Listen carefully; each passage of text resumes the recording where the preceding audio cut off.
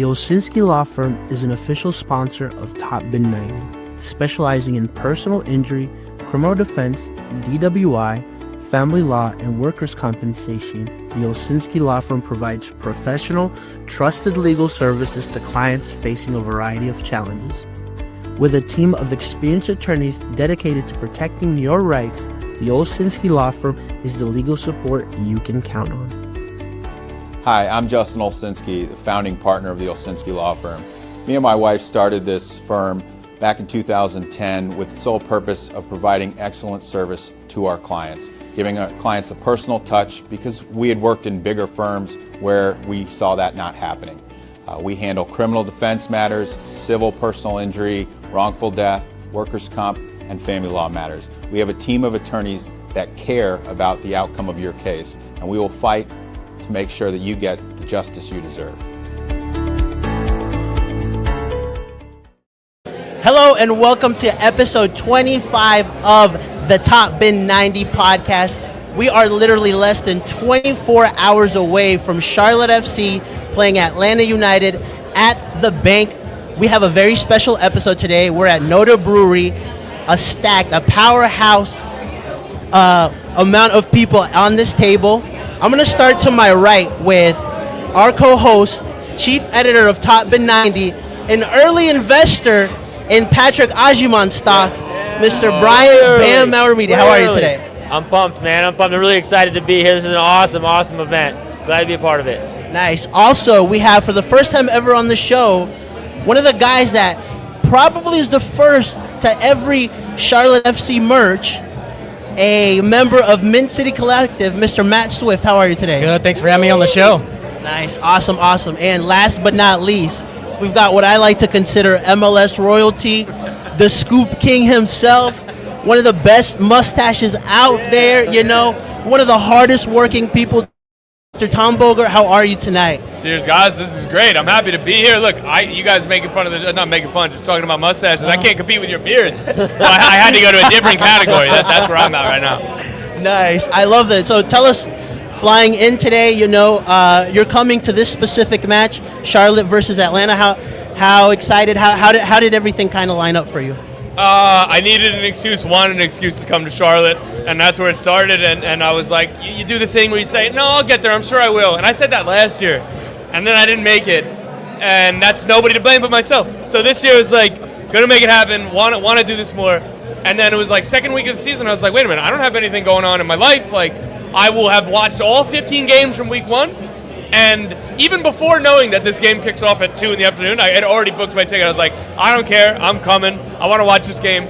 It was what I thought was going to be the home debut for Wilfried Zaha. It's just going to be his debut, even better. And Atlanta United are really good. This is just going to be an unbelievable atmosphere, unbelievable game. I wanted to be here. Nice.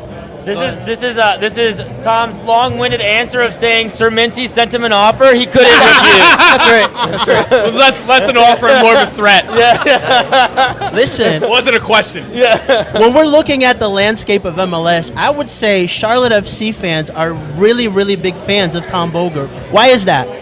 I don't know. I mean, I've been optimistic about Charlotte. I would hope that it's the merit of my work and not just that I have positive takes on Charlotte, but it's probably the latter, and that's okay. Both count. That's it. That's it for me. I mean, right behind us, you could see we have your tweet. I forgot who you were replying to, but you literally said he's Wilfried Zaha, dude. Somebody was like, yo, is he going to be a designated player? It's like, yeah, he's going to be a fucking designated player. Like, love that. I don't know if I can curse here, but I just did. No, go for it. That's what we love about our podcast. Whatever you want to say, you're good to go, Because I'm so friendly with you guys that I was just losing normal, and then I just ripped that, and I was like, oh, I didn't talk to them yet about that. All good. Awesome. You touched a little bit on Zaha's debut. Brian, Dean Smith mentioned yesterday, we'll actually be able to see Zaha for the first time this Saturday. Just talk to me a little bit about the impact of having a guy like Zaha now available for Charlotte. Well, I think it should bring their energy up, right? That's what we were missing in week one against Seattle. They also need to score a goal against Atlanta at home. They've been shut out the last 2 times against Atlanta at home. So I think Zaha's impact will make that change, bring goals to Charlotte against Atlanta, their southern rivals. Nice. Tom, over the last 18 months, we've seen, Charlotte try to get that Marquee signing. Obviously, Marco Royce didn't happen, right? As we saw on the Apple documentary as well, Calvin Stengs fell through. It finally feels like Charlotte got one of those marquee signings that they've been trying to go for. So talk to me about the impact that he could have on the field and also off the field. So starting with their searches to try to find a big-time designated player, it wasn't for lack of ambition, it wasn't for lack of finances, it wasn't for lack of trying. A couple of those things fell through. Well, again, whether or not you can argue which targets were right, which weren't right, the process, it was out of their control for some of these. Calvin Stengs, again, that would have been an excellent and awesome deal. Failed medical, what can you do, right? Marco Royce, what can you do? He wanted to go to LA. That's fine. That's all fair. Alexander Groenbeek was one of the first kind of DP targets I reported before they signed Liel Abada. That would have he's already gotten sold on. They're looking at the right players, and they have been, and it just kind of hadn't worked out for a couple of those. So Wilfried Zaha coming in, again, Miguel Almiron last summer. Again, we'll talk about him, I'm sure, later in the show, but they would have signed him if Newcastle weren't unreasonable about the asking price. That's my firm belief. I can't say that with 100% facts, but feel pretty strongly about that, right? So they could have had Miguel Almiron last summer, but Newcastle United wanted $20 million for a player who wasn't playing for them, right? So to get Wilfried Zaha, long-winded way of going, to get Wilfried Zaha is a culmination of all of those efforts, and he is a potentially MVP candidate, right? That's his ceiling. That's how good he is. The knock-on effect that this is going to have, so Zaha in and of himself, going to be phenomenal. The knock-on effect of Liel Abada being now your secondary player, Curran Vargas, your secondary player, Pep Biel, your secondary player, Patrick Agyemang, more space up top, and no DPs to beat out. Both individually and team-wide, I think that this is an absolute home run. Yeah, I think all of us too. Honestly, when it seemed like it was maybe Miguel Almiron, maybe Zaha, I was pulling more for Zaha as well. Yeah. I just think he's kind of has that caliber kind of marquee signing that, it's hard to get into this market, Can I say, so as I'm reporting that out, I was using my information from the summer and the fact that Charlotte kept those conversations going with Almiron, had his discovery rights. Kept him on the list. Had his discovery rights because they were negotiating with him. They were talking to Newcastle. Those are ongoing conversations. And then I was hearing, Charlotte, I think, are in for Wilfried Zaha. And I'm talking to sources, and it was just that's an interesting player. It wasn't this is bullshit. It wasn't don't say anything. It was just, that's interesting. And looking back on my own reporting performance, I should have latched onto that. I still broke the story, but I should have latched onto it in that moment of that's who you guys really want. And they went and signed him. And I think it worked out for everybody because I'll be able to say it, and probably you guys can. I don't know, maybe you feel this way. I think the narrative, the beauty of Miguel Almiron going back to Atlanta, I love that. Yeah. The fact that Wilfried Zaha, and that's what they wanted, and were able to then allow Atlanta to sign Miguel Almiron, I think it works out for everybody. Yeah, 100%. Matt, give us your expectations for Zaha. Obviously there's a lot of hype around him.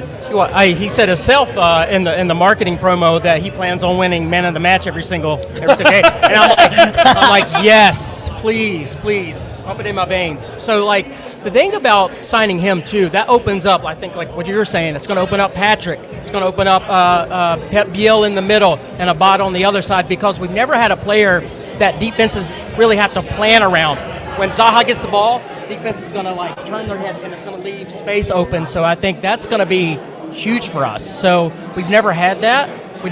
I mean, we got Kalina that was goalkeeper player of the year, but we've never really had that out and out all-star. Yeah, the attacking talent. The oh my God, it's 0-0 in the 75th minute. Yeah. Everything, they're sitting deep. Everything is stuck. Who do we give the ball to? Zaha. Yeah, 100%. You've got somebody now that can make a play happen when you're not playing well, when you're down. You just need that spark. Patrick, to a certain degree, has been doing that some, but now we're going to have another player that can make something happen. And that's an unfair spot to put Patrick Agyemang in. I still think I'm higher than most on Liel Abada. I still think he's not the best player on one of the four best teams in Eastern Conference.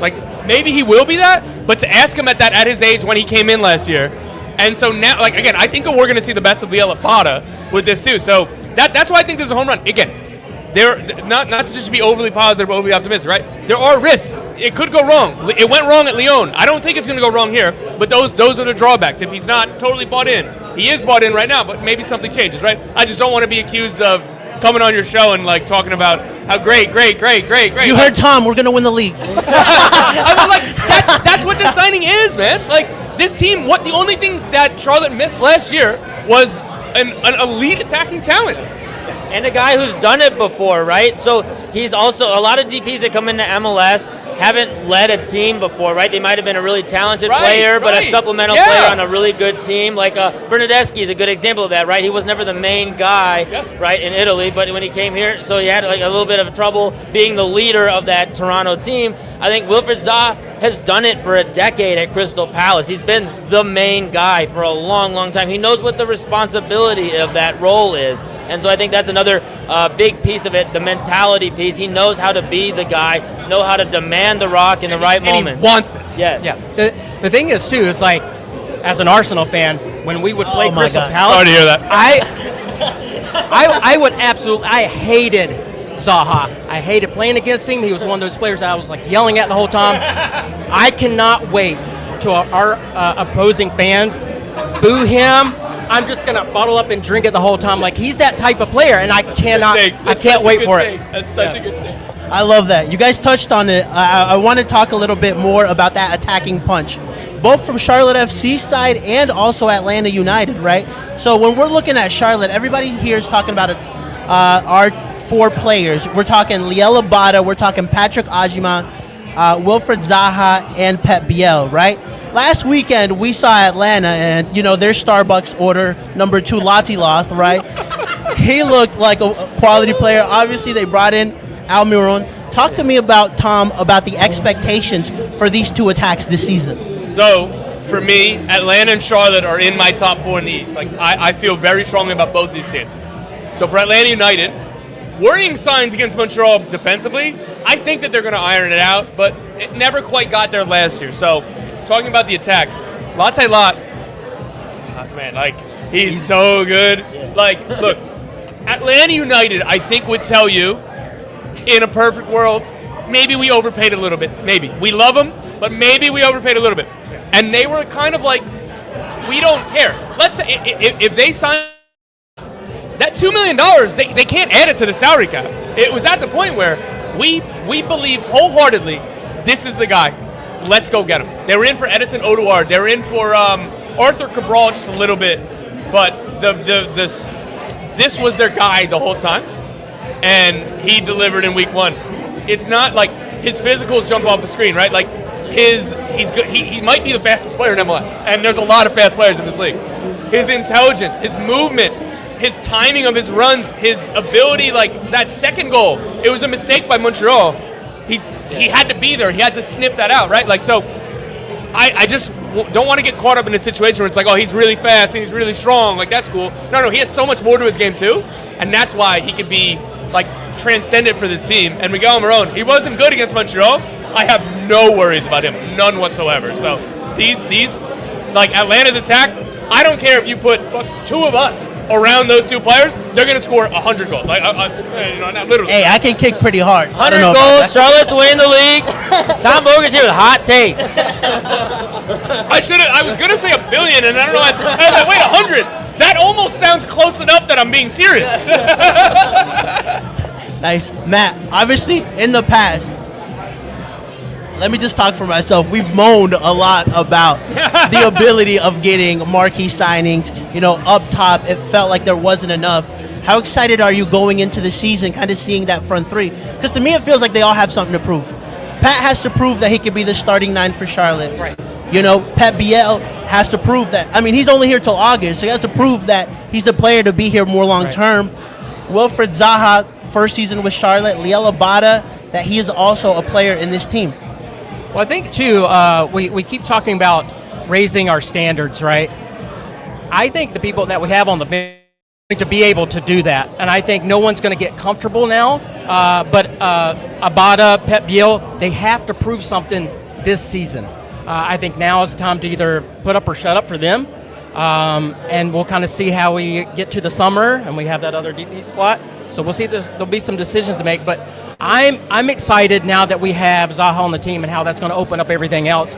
Patrick on the fringe of the U.S. men's national team, and I want him to succeed, and he needs someone else, and Abada hasn't quite been that yet, but we've needed somebody on Zaha's side. Now we got Zaha. He's Wilfried Zaha, dude. Brian, talk to us about both of these attacks. What are you seeing? Yeah, I mean, I think there's an opportunity for a ton of goals this game specifically. I mean, Latte Lock really impressed me. We talked about him already. I'm really excited, obviously, to see Zaha, and specifically how confident Agyemang came in. When he was asked about the value of Zaha to the team, he specifically said he's going to open up space for me. Yeah. A striker's take. I A love that. striker's take, right? Confident take. He's like, it's about me getting in front of the goal, getting the ball, and getting goals, right? And so I think he's like boosting the confidence level of a lot of these guys. For a young super draft pick to say something like that about a new DP, to not be awestruck and just be in the moment like, no, I'm going to beast out because of this. And it's genuine too, right? Like, Yeah. I was talking to Patrick Agyemang in Coachella in preseason, and so he's riding the high of the national team. It was really, really cool. And then I was just like, hey man, like, what's it been like with Zaha? And he started with first, like, yeah, a couple clips have gone up of us combining for a goal in training. That was really cool. He goes, he's gonna like open up space for me. Like, Patrick Agyemang is like, he's here to open up space for me. Like, I'm not here to like distract defenders from him. I was like, dude, that's a center forward's mentality. That's what I want. Yeah. How important do you see this season for him? Obviously, there's a contract situation. Obviously, just got called up to the U.S. men's national team. His stock keeps rising, so it's an interesting balance between Charlotte and Patrick Agyemang at this moment. So let me say too about Agyemang. I reported that there was a bid from the championship for him. I was told. Pass that man a beer. Normally, cheers. Good time. I'm going to say something nice about Patrick Agyemang. Cheers. So usually, I can read between the lines. If somebody tells me, "Hey, there was a bid," and they don't tell me what the bid was, I just assume this was a bullshit offer. Whether it was just below valuation or like, I've heard some players that it'll be like, oh yeah, a championship club offered a free loan and we hold 50% of the guy's salary. Why would we do that? That wasn't, bro. The offer for Agyemang was real, bro. Like, that was a serious offer. That is clubs in the championship looking at him and saying, oh man, if we wait until the summer, that price is going to be doubled. Let's try to get him now. I'd like to be his agent. I'd like to be Patrick's agent. So Charlotte really consistent, and that's why he was like, he's happy because they said you're our 9, right? Like, if they were looking for a DP9 right now, I think Agyemang would have said you need to take this offer. But he trusts the club. He believes in Dean Smith and everything. Like, the direct quote from him was like, all you want as a 9 is for them to tell you you're our guy. Go out. And he's like, that's a responsibility on me. I have to do it. And he was even more like, yeah, I was great. Like, he didn't say great. He was really great at the national team camp. And I said something to him about that, and he goes, yeah, there's a lot more to my game, too. So he's immediately like, I'm going to be even better. I wonder what Pochettino has also talked to Patrick about, as he said, hey, keep doing what you're doing or make a move. So that might be interesting, too, if he wants to kind of get into the mix. Oh, man. we got some Atlanta fans here. Nice, awesome. Talk to me about the expectations then for Patrick Agyemang this season. What do you expect to see from him at Charlotte FC this season? Because you're right, he's got that. He's taken on that pressure really well, right? And he's performing. If he's here full season, it's 12 goals has to be the minimum if he's a starting 9, right? So we talk about, oh, they signed Enzo Capetti or they did this. Oh, so when he came back, he's starting over Agyemang. That's good and fair takes to have, and those are the takes I had. Agyemang has to prove it now. The pressure's on him to score, and I believe that he's going to come through. And if he does, I think that there's going to be big offers in the summer. Who do you got? Tear to my eye. I've just been waiting for 2 years for this conversation. and you get, and like, it's almost like the best case scenario is if he's phenomenal, if he's everything that we think he's going to be with a consistent run of starts, July 1st, he's gone, dude. Like, so it's another like, tear to my other eye. Right? Damned if you do, damned if you don't, right? Yeah. Nice, awesome. What do you think? I want to hear your thoughts on Zaha, on Agyemang, and all this. I think so. On the Patrick take, he beat out 2 DPs in Enzo Copetti and Karol Swiderski, right? And he's never had this kind of attacking prowess around him. He's never had a guy like Zaha. Obviously, Abada didn't have the best of seasons last year. Now you've got Pep Biel. We saw in a couple of goals from him last season, he created his own chances. Manhandled defenders. Yeah, exactly. And depth on both feet. It's not like, again, it's like what I was saying with Latte Lot. Like, yes, like their physicals are off the charts, but it's not just that. Like, he has so much more to his game. 100%. So I think everything is set to become that striker. Like, I'm expecting 15 goals from him, not just 12, right? So I'm saying minimum has to be 12. For sure. So that's where I'm seeing. So I'm very bullish on this team this season, right?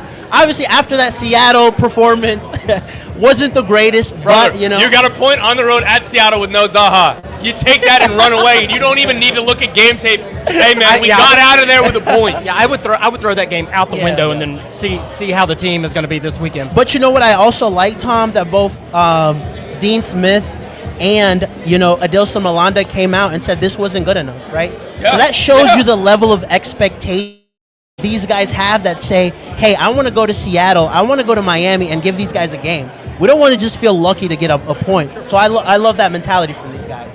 Yeah, I mean, they needed a kick in the butt. They came out flat. They couldn't beat the press. They kept giving the ball away in the middle, and they were just hitting wave after wave with Seattle coming at them. And then Seattle makes changes at halftime, and super subs come in. And I mean, like, how do you sustain that for 90 minutes? And so we didn't do a good job in the midfield.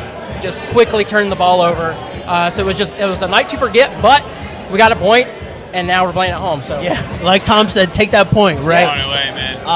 Awesome. Let's talk a little bit about like the head-to-heads between Charlotte and Atlanta, right? 3 wins for each side. The funny part is, and we'll get to this in a second. Perfect. I'm going to come to you first then. What I think is funny is that we've won more times in Atlanta against them, and they've won more times against us here at the bank, right? So right to the T, 50-50. We've gone them, spanked them there. They've beat us here, right? Swifty, talk to us about this rivalry. Listen to the terms. We spanked them there, and they beat us here. That's right. Listen, this is a non-biased show. Matt, talk to us about this rivalry. So, for me, being born and bred in North Carolina, being a Panthers fan, for me, there's always a natural rivalry with Atlanta, the Falcons, the Hawks. And it's nice to have a franchise that actually can compete with Atlanta, because our football team and basketball team's not great. Sometimes MLS will kind of hype up a rivalry, and it's not quite there. But I think for me, I guess it just depends. I love going down there and all the fans that we bring. When it's a library in Mercedes-Benz Stadium and we get loud. Last year was beautiful. Yeah. So I take great pride in that. And I think over time it will just build and build. But, there'll be some natural rivalries with other teams. But I do like playing against Atlanta United. And I would very much like to kick the crap out of them so we can keep this right here. Talk to us a little bit about this real quickly. What is that? So this is the Southern Supporters Belt. This is between the real South. You got the real South. So this is like a head-to-head competition. So throughout the season, you got DC, you got us, you've got Nashville, and so. Did you guys have to go clothesline somebody? Like, how do you win this? That right there. So it's head-to-head competition. Whoever has jump off the rope. That's right. Whoever has the most points at the end of the season gets bragging rights of this belt. So within the head-to-head. Head-to-head. Okay. Yeah, whoever has the most points. Yep. And we did. And we get this beautiful baby. This thing's stout. I can barely pick this up. Oh, yeah, I picked it up. I was like, dude, I feel like The Undertaker right now. Who is Charlotte's biggest rival? Is it Atlanta? I personally think so, but that's up for debate because we're such a young franchise too, and sometimes Nashville's getting up there. If you play Orlando in the playoffs again, I think that you might say Orlando. Let me tell you something. We got robbed in Orlando, and I was down there. So yeah, that's another team that their fans are not the nicest either. So it was a penalty. Dang, he was doing really well till he said that. I'm just using my credibility to make sure that you guys don't think that I'm not just saying things you want to hear. Where's Sir Minty? Somebody needs to rein him in. He just pops out. Tom, talk to me a little bit about this rivalry as well. Does it feel like it's still in its infant stages? It's definitely in its infant stages. What you need are games with big stakes. And I honestly think, like, again, it's silly to even say, week 2 in MLS, huge stakes, right? Like, for as much as we love the league, sometimes you have to drum up some of these early season games. But well and truly, this is going to be a big game tomorrow because these are 2 of the best 4 teams in the East. Yep. And there's some natural storylines forming too. Almiron could have come here, went to Atlanta. So that's how stuff starts. Yeah, and exactly. And playing games of consequence, hopefully, like, again, tomorrow. Like, when we look back at the end of the season or mid-season, that these are 2 teams towards the top of the table. I firmly think that they're going to be. The other side of that, too, is with rivalries, the fan culture. Atlanta and Charlotte, they have that exactly, right? Both of these, no matter who they're playing, Atlanta at home, Charlotte at home, phenomenal atmospheres. I love watching it on TV. I love experiencing it when I can. Like you said, when you guys travel down to Atlanta, and Atlanta... 2,000 fans. All you could hear, even on the TV, was Charlotte fans. When we were up 3-0, I think. Abada double that game. So. And then Atlanta fans, like, I know that there's going to be Atlanta fans here tomorrow. Like, they're going to travel. Like, that's beautiful. It's awesome. So, I love... and again, you're talking about in the South. This is really great for these 2 teams. You think about DC in the past. Atlanta's new, Charlotte's new, Orlando's new. And DC and Orlando aren't very close, right? There's just so much space in this area of the country. And now with Charlotte FC, Atlanta United, Nashville, a little bit of DC. And when he said the Southern Belt DC, that doesn't sound right in my head. But I'm glad that they're involved. Funny enough, Orlando's not on here. Yeah.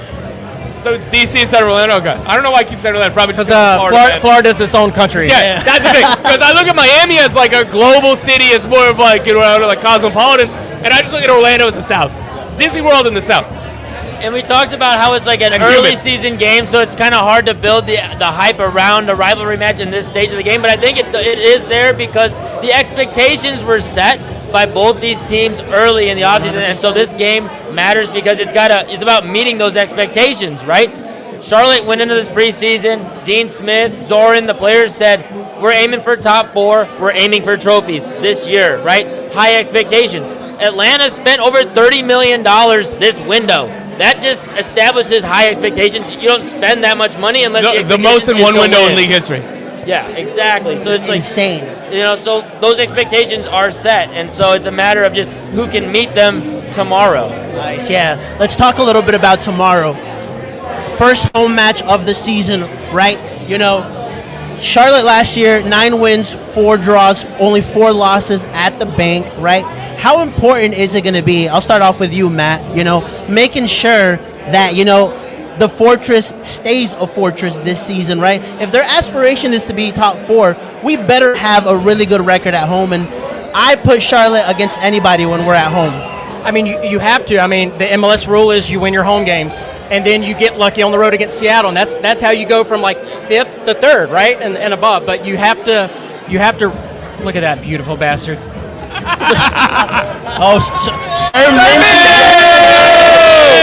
Minty! How are you, sir? Friend of the show.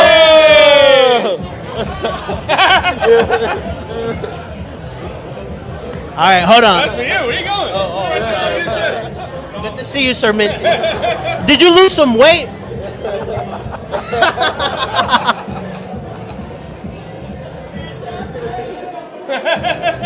What we've been waiting for, Sir Minty. Sir Minty and Tom Bogert. Look at that. Look at the love. Hey, what other team, what other MLS team gets this love? Nobody else. Look at that. Look at that genuine hug.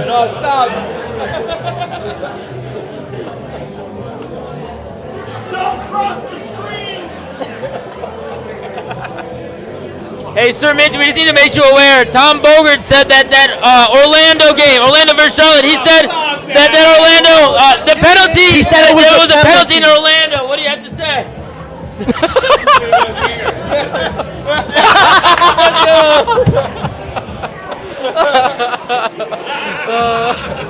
That's amazing. I'm sorry. Oh yeah. Let him rock that hat. Let him rock. Hey. Look, hey, Sir Minty approves. Nice.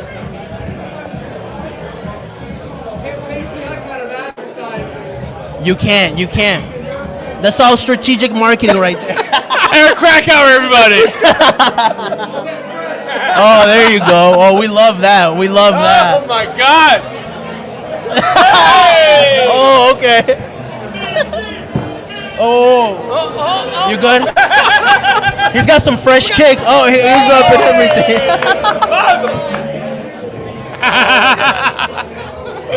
Tom, tell me, do you get love like this everywhere you go? This is dreams come true. Getting to try to hug Mitty and getting like a third of the circumference around the ball.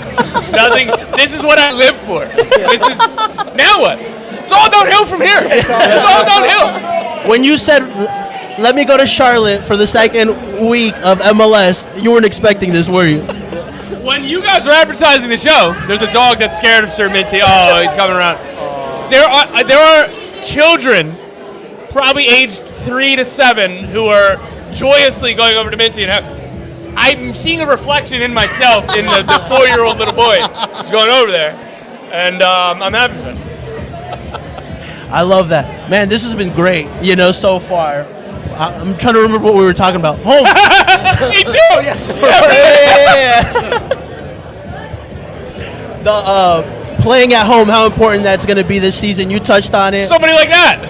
Somebody like Minty. Listen, with Minty, one of the things I love is after we win him with the little win flag, I know. he just starts going off, dude. Can I say something really quick about how they rolled him out? The team never announced him and was like, hey, here's your mascot. All of a sudden, he just showed up one day. No one knew anything about him. I was here for the inaugural home match, and there was an event where David Tepper was the mini pitches. Yeah. And Sir Minty was there, and I was like, "What? This is the greatest thing I've ever seen in my life." And I tweeted it because I was like, I didn't know his name at the time, and I was just like, "They have a mascot. He's a ball. He's royalty. He's got a crown and little hands. I'm in. I'm fucking in. That's it." You're like, I'm going to like this franchise. Bro, immediately in. Oh, man. Minty is going crazy right now, so we love him. Obviously, we saw him last year. He looks a little smaller, so somebody commented if he's on Ozempic, so I'm not sure. That's all Jim. He does that. How dare you say that he took the easy way out? How dare you? Oh, man. Abby. Brian, get us back on track. I'm sorry. Everybody watching, I'm sorry. This is my fault. I'm sorry. This is what we love about our podcast. Anything can happen, right? So, home atmosphere. How important is that going to be this season? Yeah, I mean it's crucial. It's key. If this team's aspirations are to be top 4 and to win a trophy this year, it's all about winning at home. Shout out, shameless plug to Sam Benelinda, one of our writers, who wrote an article earlier this year on what it takes to win a trophy, and part of it is getting double-digit wins at home. If you're looking at the last MLS Cup winners, they all had double-digit wins at home. Galaxy didn't lose at all in their own stadium all last season. Of course, they lose against an expansion team last week, but that's this season. That's this year, right? So. And then Columbus Crew before that, right? Double-digit wins when they won the Cup. LAFC before that, always a fortress in Los Angeles for them as well. So it's just a matter of really taking it to the next level, getting double-digit wins, establishing 30-plus points for the club at home, and getting them to that next level. That's how they get to top 4. Yeah, by the way, this is hater talk. I hate seeing inaugural teams do well. They need to struggle like us. They need a Miguel to say we're screwed right from the beginning. Oh my God! Oh, all right, I think enough time has said. So I can say that's a deep. You almost got fired that day. I'll tell you. I'd tell you that right now. Yeah, because you're the one that asked him that question, right? I was. Yeah, that was. It was hilarious because you. not a lot of people speak English or Spanish. No, like that. And I looked around. I was like, did I hear that right? Yeah. Then I went and listened to it, and I was like, he really did say this. I need to be sure, word for word. If I'm tweeting this, it has to be word. Hey, shout out to him though. He got us so many viral moments that first season. I low-key missed that. So no. We got to start emptying the tank on these stories. I'm sure you guys have more than me because you're here every day. I think my favorite one, other than that, obviously, nothing could beat the we're screwed. My favorite one was he wanted T.T. Ortiz. Desperately wanted T.T. Ortiz. People at the club were like, look, we want to work with you. It's not a dictatorship where we sign players and you have to whatever, right? We want you to have input. But this is a DP number 10. Ricky Pooch is a DP number 10 of the Galaxy. And this guy's a DP number 10 on another team. Carlos Hill just won the MVP. And then there's T.T. Ortiz. And then Miguel Ramirez was like, he's as good as them. And everybody was like, I don't think so. But okay, well. Yeah, I was not a fan of T.T. Ortiz. I feel bad retelling this because, it's just being super disrespectful to T.T. Ortiz. It's not his fault, bro. I feel bad, shit on him like this. Dude, he's not Carlos Hill. It's that simple.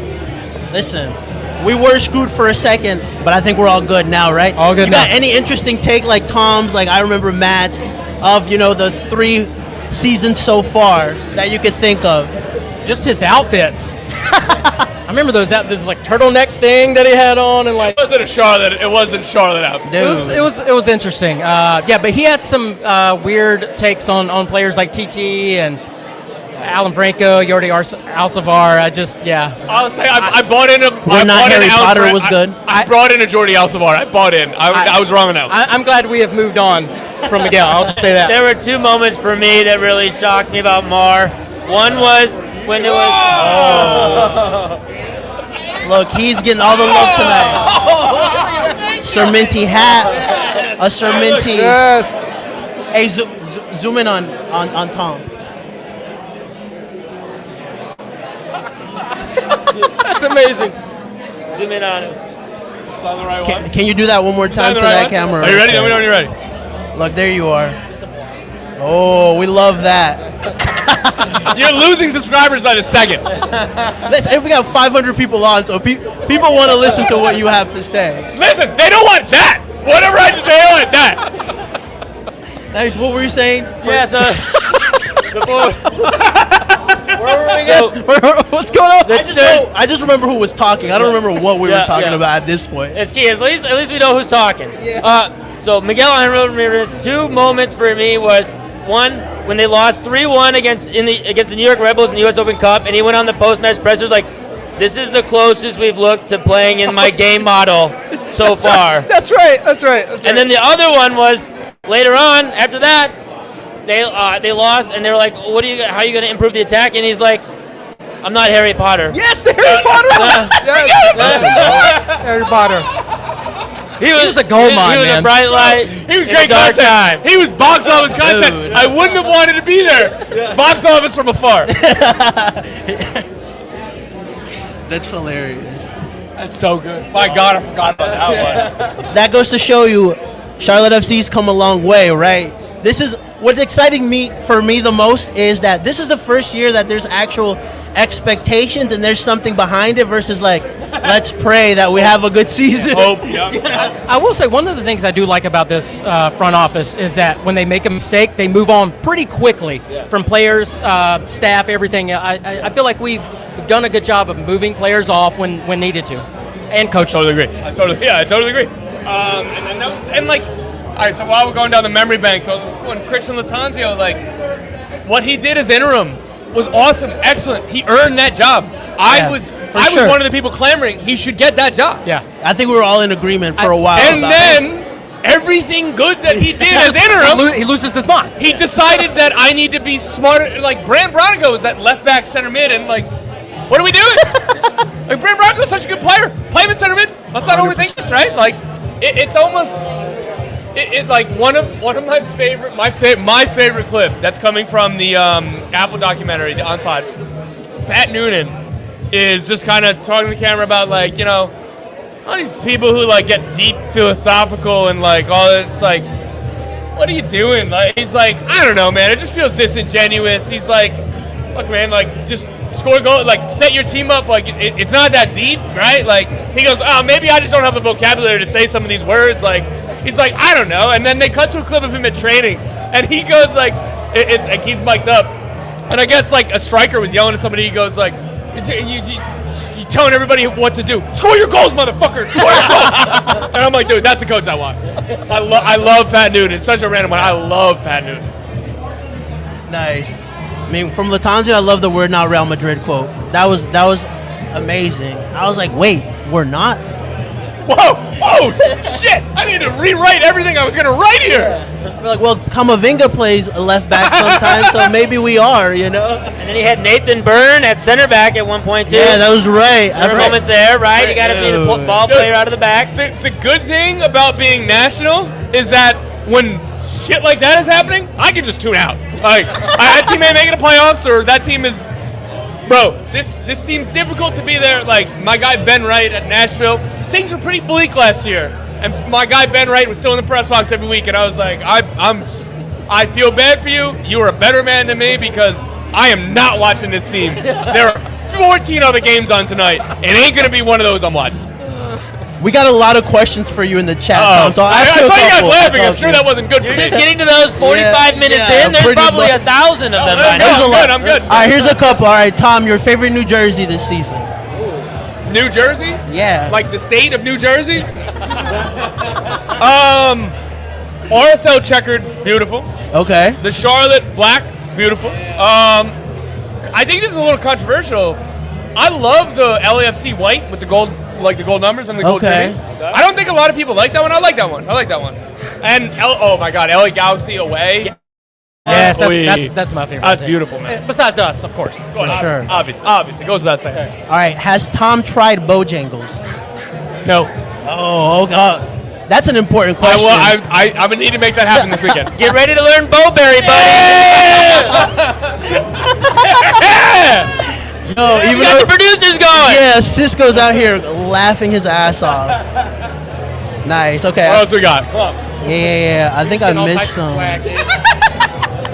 Tom, who would win in a fight, Tom or Sir Minty? Well, one, that's a ridiculous question. It's obviously Sir Minty, but I don't want to answer. Listen, well, I don't want to think about that scenario. Tom's closer to the belt right now, so I mean. That means I'm at more danger. Nice, awesome, love it. All right, let's get into Tom.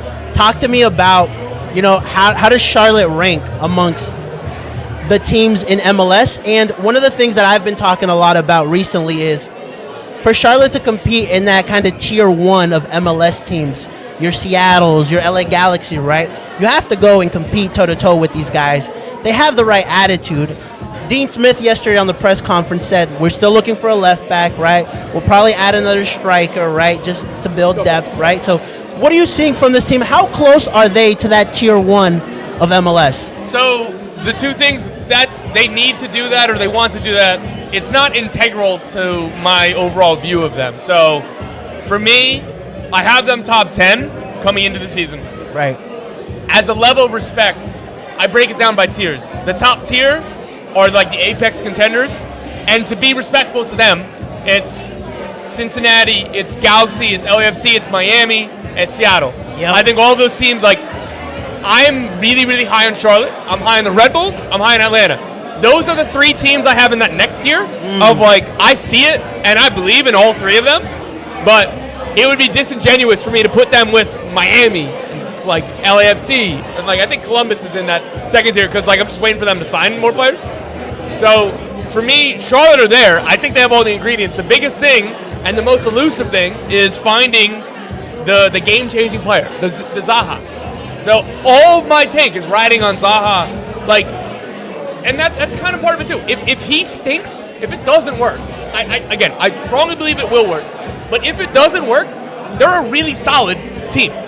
They will be a playoff team. They will be somebody who, honest to God, the right circumstances, like the Red Bulls last year, why couldn't that have been Charlotte, right? Yeah, for sure. That's not something that you go in and be With like. that non-penalty is why.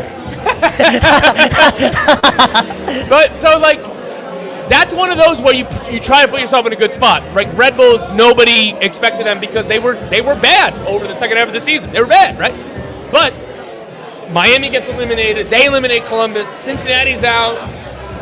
They go to Orlando in a conference final, right? Like, all these things happen. And that's where Charlotte is if Zaha isn't good. Again, I think he's going to be really good, so I think that they're going to be more at the apex side of the contenders. Nice. What are your thoughts on Andrew Privet? I thought it was a guy that should have had a chance at this national team camp, right? Obviously, we saw Patrick Agyemang, but I thought it was a guy that, has built himself, right? I think that's one good thing that Charlotte does. They truly try to invest in those draft picks, and we've seen the fruits of them. Draft pick, second team, what they're doing, that's in the quandary with this team, right? They missed on DPs, but they've done so well elsewhere in the roster. Like super draft, getting Privet and getting Agyemang in the super draft. That's unbelievable work. Malanda, he's phenomenal. They're going to sell him for some Moist Bombito went for I think $7 million or something like that. That's the asking price. Like that's what he's going to be one of the most expensive defenders in MLS history. But it's the elusive has been the DP attackers. So I really like Andrew Privet. I'll be honest, I don't think that he has a U.S. national team upside, and that's not a criticism. You're still a really, really good player without being a national team guy. Sure. I think one of the telltale things is when Tim Ream came to the team, the first 4 games, Privet to the bench, Tim Ream at center back, we lost. Yeah. We did not win 4 games. We moved Tim Ream left back, moved Privet back in. The next 5 games, we didn't lose a game. So I don't know if that's more of a indicative on Tim Ream or Privet, but to be able to come into a team and not play your natural position, because that's not Andrew's natural position. Now it is. But yes, exactly. Now he's like solidified that. Your point remains. Hey, Bill Tuoloma sitting on the bench. Yeah, that's right. That says a lot. Andrew's been killing it. He didn't have a great game last game, but again, you throw that game out of the window. But I've been so impressed by him, and he's such a great guy too. Nice, love that. Anything you want to add to that, Brian? Yeah, I just say like a lot of these guys we're talking about are young. They're not going to be super consistent yet, right? Andrew Privet, Patrick Agyemang, they're going to have ups and downs. Patrick Agyemang still doesn't have over like 2,500 MLS minutes yet. There's still going to be highs and lows. That's where like Zaha, the attack, right? The veterans of this team are really going to need to step up and help these guys learn, progress, and get to that next level. I also think when we were talking about that tier 1, like Bogert was saying, a lot of those teams have a coach that has learned to evolve through the changes in the roster, because MLS rosters change quickly, right? We're leaving even Columbus. I would still even put them in tier 1. They still scored 4 goals, even though they shipped off all of their goals, right? So like the fact when that the other team is passing you the ball in their defensive third. That's true. This is true. Fair. I don't mean to hit Columbus with a stray. I still really like them. Yeah. Relax. Nice. Awesome. All right, let's get into some score predictions for this match. And I'll start off with you, Swift. What are we seeing, bro? I go back and forth. I want to say we're going to win 2-0. 5-0 or 4-1? I'm not sure. Well, so here's the thing. It could get to the second half and both teams like to counter. This could get very stretched and just crazy. I hope it does. I'm going to say 2-0 Charlotte FC. 2-0. Who you got scoring? Zaha. Raise your Zaha.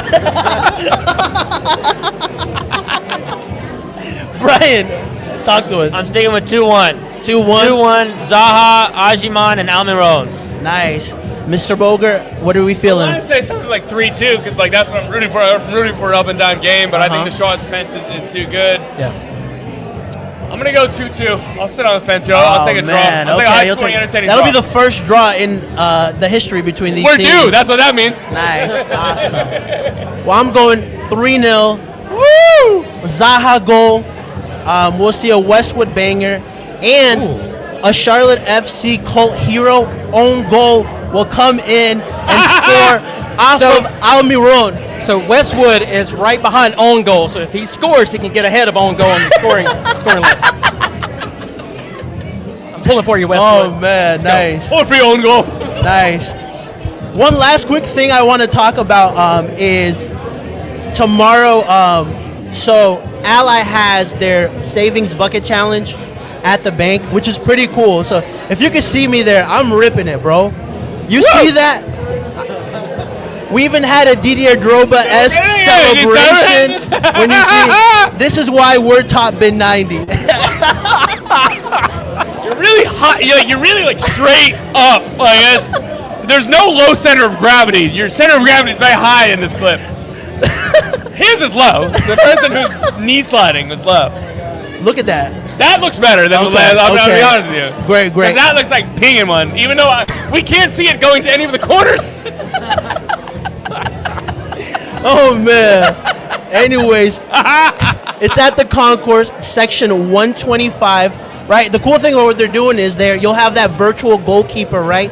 And whoever puts the most, so you get 4 shots, and whoever puts the most money into their savings account from those shots, right? At the end of the match, the winner will get a Charlotte Authentic Fortress kit. So 4 shots, try to go out there, get a free kit, you know. With the way MLS price kits, that's like a $700 value. Dude, minimum. Getting all these kits, man. Minimum. And the training tops, I'm going broke, man. Nice. Matt, where can we find you at, my man?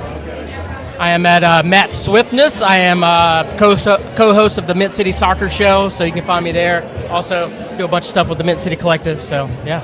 All right. And our chief editor, Brian? Yeah, you can find me on Twitter at BAM! BAM! BAM! You can find all my written content at topbin90.com. Nice. Oh, and also MLS Fantasy. If you're looking for MLS Fantasy content, check out These guys do me the and best Blake's job. show. Yes. Dropping points. Yes. Tom, join our league, man. Get ready to play some MLS Fantasy, buddy. Hey, next year. All right. I'll take 2026. Nice. You're not even negotiating. Listen, Tom, everybody knows who you are, obviously, but, you know, maybe plug some of the stuff that you're working on right now as well. Yeah, just go to SoccerWise. Subscribe to our Patreon. Our Discord is so much fun. I literally need to tell myself to put my phone down during match nights because I want to just be texting in the Discord. And then I'm looking at my phone for 5 minutes and I look back up. I have 4 screens up. And I'm like, well, I didn't see any of the 4 games. Put your phone down and do work. But what I want to do is just talk in the Discord. So, again, our podcast, SoccerWise, we love it. Have fun. Patreon is a good spot. So. Yeah, listen, Tom, the respect you have from everybody in MLS, man, we love seeing you. Like, it's not official until it's Tom official, you know? And so we see rumors, we see this going on. Obviously, I have a little bit of intel, right? You have a lot of intel. You're selling yourself short. Nice. Is he leaving?